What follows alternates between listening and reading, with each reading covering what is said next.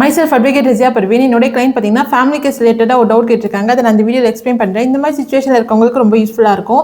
Generally அவங்களுக்கு என்ன doubt அப்படின்னு பார்த்தீங்கன்னா, அவங்க ஹஸ்பண்ட், அதாவது ஃபேமிலியில் இருக்கும் போது அவங்க ஹஸ்பண்ட் வந்து அவங்க ரொம்ப மென்டலி ஃபிசிக்கலி டார்ச்சர் பண்ணியிருக்காங்க. இப்போ அவங்க ஃபேமிலி லைஃப்லேருந்து டைவர்ஸ் அப்ளை பண்ணல, பட் டைவர்ஸ் போடாமல் கூட அவங்க டிவிசி பெட்டிஷன் ஃபைல் பண்ணியிருக்காங்க. சரியா, அந்த டார்ச்சர்லேருந்து ஸ்டாப் பண்ணுறதுக்கு கோர்ட்டை வந்து அவங்க அணுகியிருக்காங்க. அந்த டைமில் என்ன செஞ்சுருக்காங்க, கேஸ் ஃபைல் பண்ணதுக்கப்புறமா அவங்க ஹஸ்பண்ட் வந்து இந்த ஒய்ஃப் கிட்ட சுமூகமாக சமரசம் பேசி இந்த கேஸ் வாபஸ் வாங்கிட்டு நான் இனிமேல் அந்த மாதிரி எல்லாம் எதையும் டார்ச்சர் பண்ண மாட்டேன் அப்படின்னு சொன்னதுனால அந்த அம்மா வந்து கேஸ் வாபஸ் வாங்கிட்டாங்க.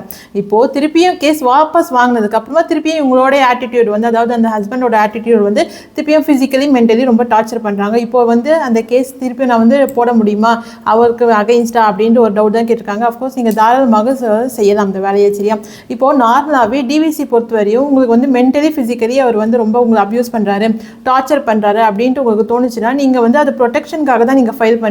ஏன்னா நீங்கள் வந்து உங்களை நீங்கள் சேஃப் பண்ணிக்கிறீங்க. சரியா, இப்போது நீங்கள் திருப்பியும் அவங்க வாபஸ் வாங்கிட்டு திருப்பியும் அதே தான் உங்கள் ஆட்டிடியூட் உங்கள்கிட்ட காமிக்கிறாங்கன்னா திருப்பியும் நீங்கள் தாராளமாக திருப்பியும் டிவிசி கேஸ் அவங்களுக்கு எதிராக நீங்கள் ஃபைல் பண்ணி உங்களுடைய நியாயமான உரிமையை நீங்கள் பெற்றுக்கொள்ள முழு உரிமை உங்களுக்கு உண்டு. சரியா, ஓகே, என்னுடைய வீடியோ பாருங்கள், fight for your rights. Next வீடியோவில் பார்க்கலாம். என் பேஜை ஃபாலோ பண்ணிக்கோங்க. தேங்க்யூ.